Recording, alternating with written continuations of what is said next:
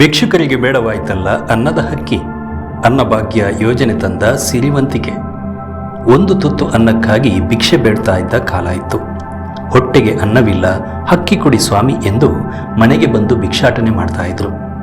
ಮನೆಯೊಡತಿ ಕೊಟ್ಟ ಒಂಚೂರು ಅಕ್ಕಿಯನ್ನ ಕಣ್ಣಿಗುತ್ತಿ ಹರಸಿ ಹೋಗ್ತಾ ಇದ್ದ ಕಾಲ ಇತ್ತು. ಆದರೆ ಇದೀಗ ಕಾಲ ಬದಲಾಗಿದೆ. ಅನ್ನದ ಅಕ್ಕಿಯನ್ನು ಭಿಕ್ಷುಕರಿಗೆ ಕೊಟ್ಟರೆ ಕೆಕ್ಕರಿಸಿ ನೋಡ್ತಿದ್ದಾರೆ. ಅನ್ನದ ಅಕ್ಕಿಯನ್ನು ಮನೆಗೆ ಕೇಳಿ ಬಂದಾಗ ಅದನ್ನು ದಾನವಾಗಿ ಕೊಟ್ಟರೆ ಪುಣ್ಯದ ಫಲ ದೊರೆಯುತ್ತದೆ ಅನ್ನುವ ನಂಬಿಕೆ ಇತ್ತು. ಆದರೆ ಅದನ್ನೀಗ ಬದಲಾಯಿಸುವ ಪರಿಸ್ಥಿತಿ ಬಂದಿದೆ. ಅಕ್ಕಿಗಿಂತ ಕ್ಯಾಶ್ ಕೊಟ್ಟರೆ ಜಾಸ್ತಿ ಪುಣ್ಯ ಬರುತ್ತೆ ಅಂತ ಭಿಕ್ಷಾಟನೆ ಮಾಡುವವರು ಸಂದೇಶ ಕೊಡುವುದಕ್ಕೆ ಶುರು ಮಾಡಿದ್ದಾರೆ. ನಮಗೆ ಭಿಕ್ಷೆಯ ರೂಪದಲ್ಲಿ ಅಕ್ಕಿ ಕೊಡಬೇಡಿ, ಬದಲಾಗಿ ಹಣ ಕೊಡಿ ಅಂತಿದ್ದಾರೆ. ಭಿಕ್ಷಾಟನೆಗೆ ಬರುವವರು ಅಕ್ಕಿಯ ದಾನವನ್ನು ನಿರಾಕರಿಸುವುದಕ್ಕೆ ಪ್ರಮುಖ ಕಾರಣ ಅಂದರೆ ಅಕ್ಕಿ ಅಗ್ಗವಾಗಿರೋದು. ಸರ್ಕಾರ ಪ್ರತಿಯೊಬ್ಬರಿಗೂ ಅನ್ನಭಾಗ್ಯ ಯೋಜನೆಯಡಿಯಲ್ಲಿ ಅಕ್ಕಿಯನ್ನು ಉಚಿತವಾಗಿ ಕೊಡುವ ಕೆಲಸ ಮಾಡ್ತಾ ಇದೆ.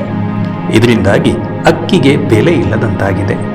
ಸರ್ಕಾರದಿಂದ ಅನ್ನಭಾಗ್ಯ ಯೋಜನೆಯಿಂದ ಅಕ್ಕಿ ಪಡೆದವರ ಮನೆಯಲ್ಲಿ ಅಕ್ಕಿ ಹೆಚ್ಚಾಗಿ ಉಳಿತಾ ಇದೆ. ಹೀಗಾಗಿ ಅಕ್ಕಿ ಬೇಕೆಂದು ಯಾರಿಗೂ ಅನಿಸ್ತಾ ಇಲ್ಲ. ಸಹಾಯಕ್ಕಾಗಿ ಅಕ್ಕಿಯನ್ನು ಕೊಟ್ಟರೆ ನಮಗದು ಬೇಡ, ದುಡ್ಡು ಕೊಡಿ ಅನ್ನೋರ ಸಂಖ್ಯೆ ಹೆಚ್ಚಾಗ್ತಿದೆ. ಉಚಿತ ಅಕ್ಕಿಯ ವಿತರಣೆ ಕೂಡ ಸಮರ್ಪಕವಾಗಿ ನಡೀತಾ ಇಲ್ಲ. ಅಕ್ಕಿಯನ್ನು ಪಡೆದುಕೊಂಡ ಜನರು ಹೆಚ್ಚುವರಿ ಅಕ್ಕಿಯನ್ನು ಕಾಳಸಂತೆಯಲ್ಲಿ ಮಾರಾಟ ಮಾಡ್ತಾ ಇದ್ದಾರೆ. ಎಷ್ಟೇ ಪ್ರಯತ್ನ ಪಟ್ಟರೂ ಕಾಳಸಂತೆಯಲ್ಲಿ ಅಕ್ಕಿ ಮಾರಾಟ ಆಗೋದನ್ನು ತಡೆಯೋದಿಕ್ಕೆ ಆಗ್ತಾ ಇಲ್ಲ. ಹೋಟೆಲ್, ದಿನಸಿ ಅಂಗಡಿಗಳಲ್ಲಿ ಅನ್ನಭಾಗ್ಯದ ಅಕ್ಕಿ ಮಾರಾಟ ಆಗ್ತಾ ಇದೆ.